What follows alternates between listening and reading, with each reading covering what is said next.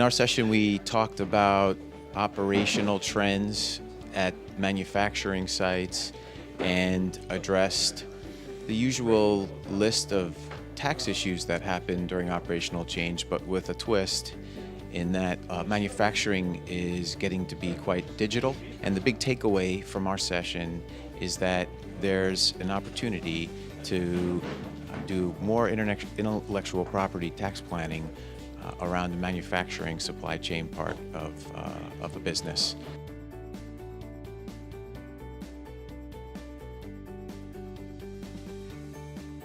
I say that there is a little change, there is a little right now change, because also the manufacturing that was in the previous year, mainly I speak for example about Italy, that been located abroad, now for many reasons, quality but also cost of the labor, are coming back. And how can they come back?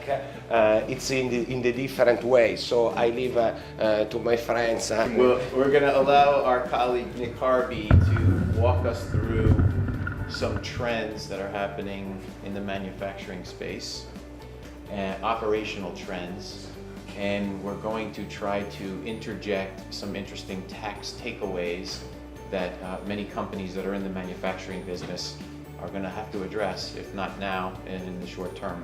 So the things I'm going to talk about today, we have next shoring, which is kind of the new buzzword, although it's not that new. The Economist mentioned it first in like 2005. Everyone's familiar with offshoring, but it's turning more into next shoring, which I'll get to. There's also supporting that, there are enablers in the form of smack stack, which is an IT intense thing. And you also have 3D manufacturing, 3D printing that also help, as well as some other technologies like advanced robotics. And all of these things support this trend of next shoring, which have a lot of tax implications. So just from the 1990s and onwards, we had this trend of offshoring, and it was really just labor arbitrage, right? Why manufacture something in a high cost area like the US or Western Europe? Even if you're going to sell it there, why not manufacture it in China or India or whatnot? That's changing, because China, for instance, in 2011, they put their 5-year plan in, their next 5-year plan in, and that 5-year plan called for a 13% per year average increase in wages. Emerging middle class that's not cheap anymore to pay.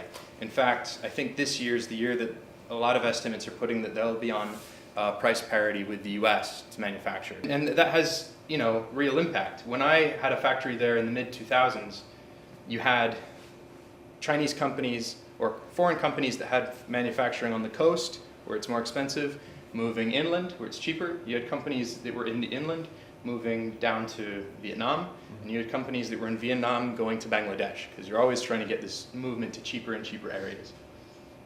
But there's a limit to that, because you get to cheaper and cheaper areas, you have more and more problems. You have political problems, you have environmental problems, you have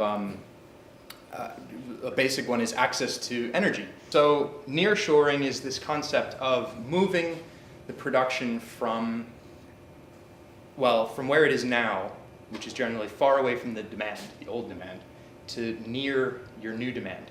Laura, you and I have talked a couple of times about the emerging markets and how their tax policy, particularly on transfer pricing, take China for example, that the Chinese tax authorities try to articulate IP in the form of a low-cost labor market. Right.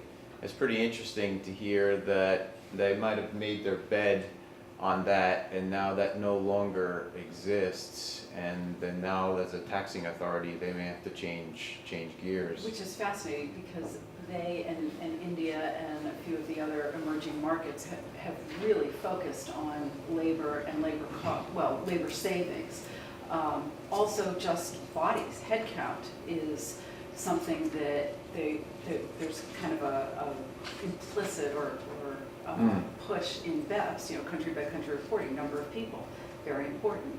Well, as you're moving your factories, now maybe you're not going to have the number of people in those factories, but it's not so much that your people are going to be concentrated in this one area. Yeah. And So there's just going to be a general diffusion, I think, of the tax base. And a lot of times when we deal with companies that are moving manufacturing activities from one jurisdiction to another, we deal with the potential for some kind of exit taxation, right? And the exit taxation typically applies to some form of intellectual property that's related to the activity that's going on. And here you're not moving for the labor savings, you're moving for other aspects of it, and it might be difficult for jurisdictions like China to argue that there's intellectual property that you're not pulling out of the country when you stop manufacturing in that jurisdiction.